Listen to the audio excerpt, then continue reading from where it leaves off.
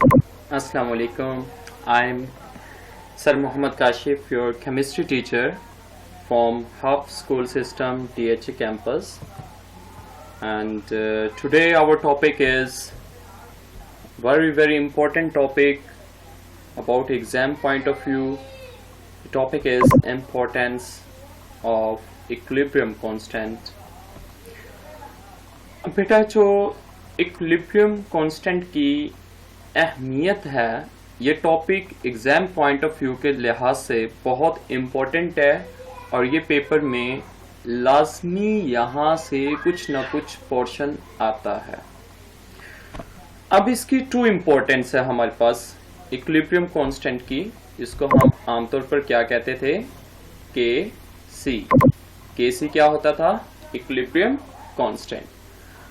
अब इसकी to importance है। Number one, predicting direction of reaction, कि ये क्या काम करता है, किसी भी रिएक्शन की डायरेक्शन को प्रेडिक्ट कर रहा होता है। कौन? Equilibrium constant. और सेकंड इसकी इंपॉर्टेंस क्या है कि predicting extent of reaction. Extent of reaction से ये मीन है कि रिएक्शन में आपका प्रोडक्ट कितना बन चुका है, आपका रिएक्टेंट कितना बन चुका है, क्या रिएक्टेंट से मुकम्मल प्रोडक्ट बन चुकी है या प्रोडक्ट से मुकम्मल रिएक्टेंट बन चुकी है। इस चीज को प्रेडिक्टिंग एक्सटेंट ऑफ रिएक्शन कहते हैं। लेकिन अगर हम बात करें प्रेडिक्टिंग डायरेक्शन, डायरेक्शन मीन कि वो रिएक्शन लेफ्ट टू राइट है या राइट टू लेफ्ट है, इस चीज को हम डायरेक्शन के मीनिंग में लेकर जाते हैं। अब हमारे पास एक रिएक्शन है कि जिसमें H2 and I2 form hydrogen iodide. तो यहां पे हमारे पास हाइड्रोजन आयोडाइड बन गया। अगर हम इस रिएक्शन को एनी टाइम कि ये रिएक्शन हो रहा था और इस रिएक्शन को जब हमने इक्विलिब्रियम कांस्टेंट निकाला तो वो हमारे पास कितनी उसकी वैल्यू आई, 57, और उस वक्त टेम्परेचर कितना था, 700 के था।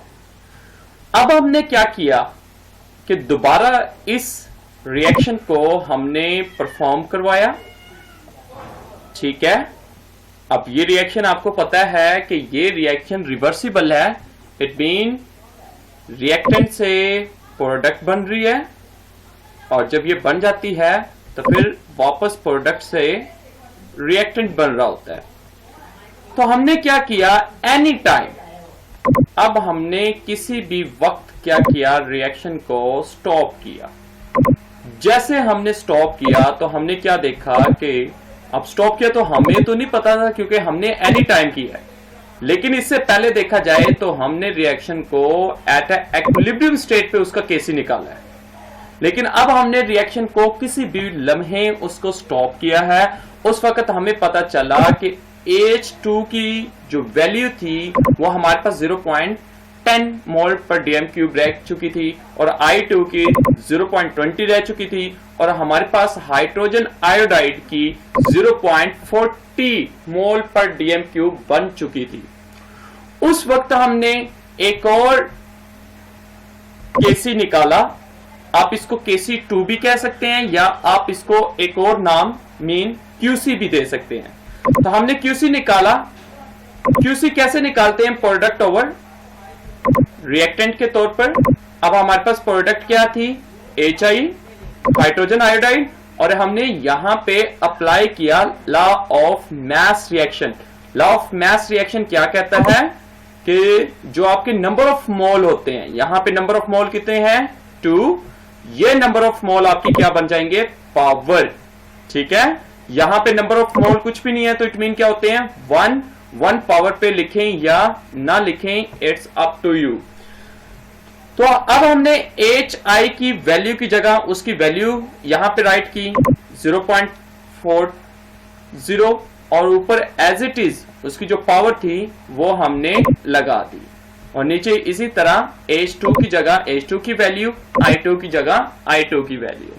अब हमने इसको जब कैलकुलेटर के जरिए कैलकुलेट किया, अब जो हमारे पास वैल्यू आई वो 8.0 आई।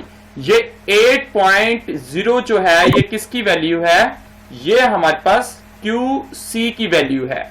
और QC हमने कब निकाला है? एट एनी टाइम, कि वी डोंट नो कि रिएक्शन इज एट इक्विलिब्रियम और नॉट, कि हमें ये नहीं पता कि रिएक्शन इक्विलिब्रियम में है या नहीं है। हमने रिएक्शन रिवर्सिबल था, परफॉर्म हो रहा था, हमने एनी टाइम स्टॉप किया और हमने देखा कि इसमें H2 की इतनी मिकदार रह चुकी थी, I2 की हमारे पास इतनी मिकदार रह चुकी थी और प्रोडक्ट हमारे पास इतना बन चुका था। फिर हमने जब इसका QC निकाला तो वो हमारे पास 8.0 था। बेटा याद रहे कि जब हमने at equilibrium state, exact equilibrium state पे जब हमने इस रिएक्शन को स्टॉप किया था और जब हमने KC निकाला था तो वो हमारे पास 57 था। अब बेटा देखिए QC की वैल्यू लेस देन KC की वैल्यू आ चुकी है।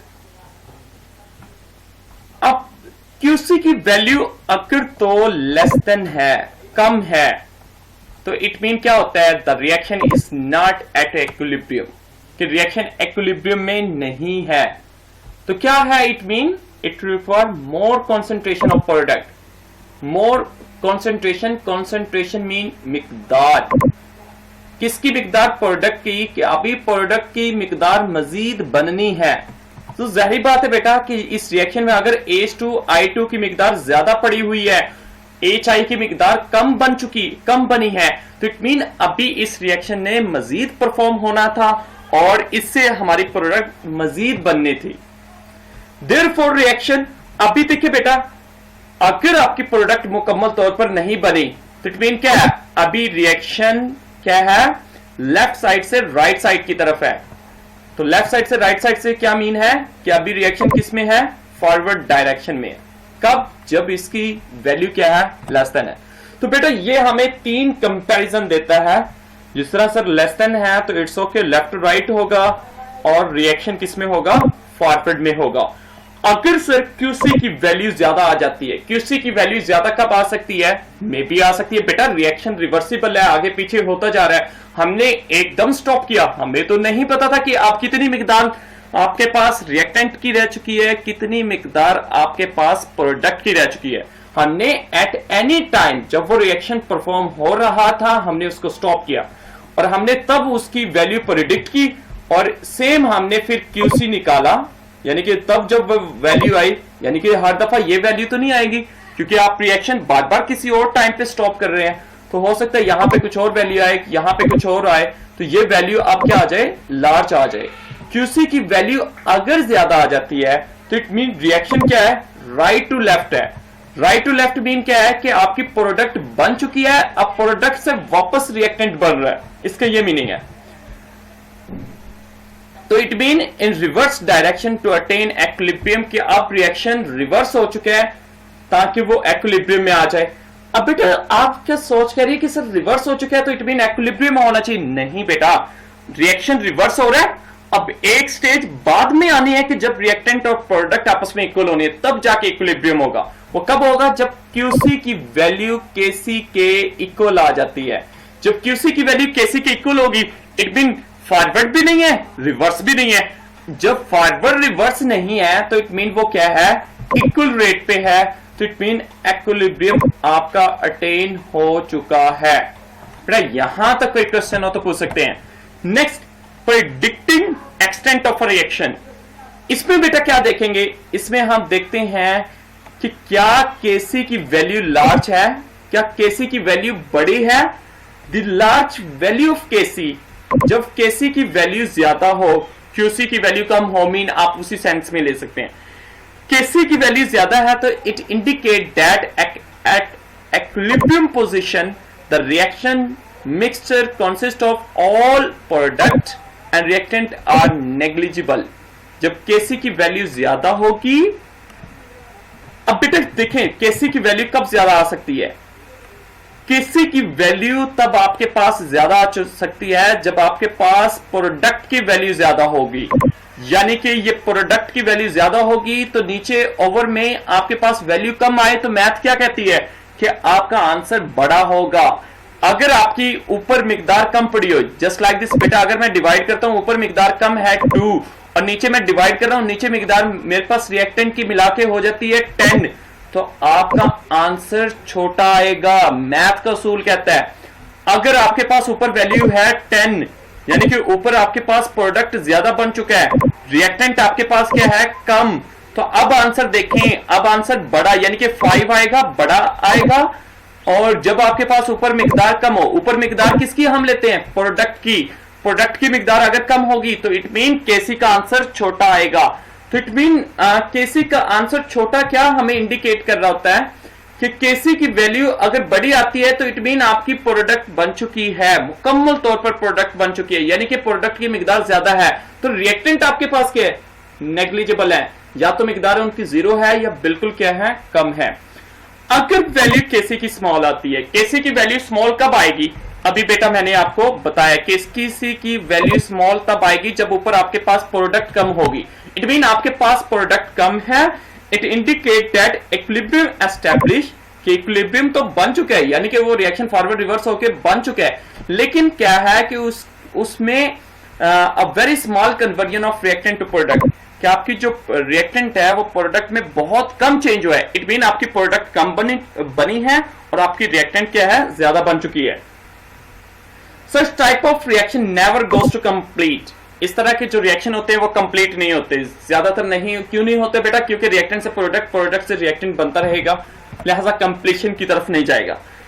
अब अगर केसी की वैल्यू ना तो इतनी बड़ी है और ना ही छोटी है, तो तब क्या होगा, तब such reaction have comparative amount of reactant product.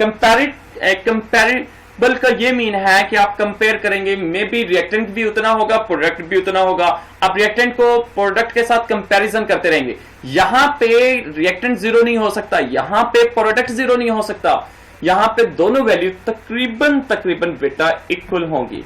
सो बेटा आज का लेक्चर यहां पे एंड हो चुका है, चैप्टर बेटा आपका एंड हो चुका है। Now you can ask your question. Okay बेटा, अल्लाह हाफिज, टेक मच केयर।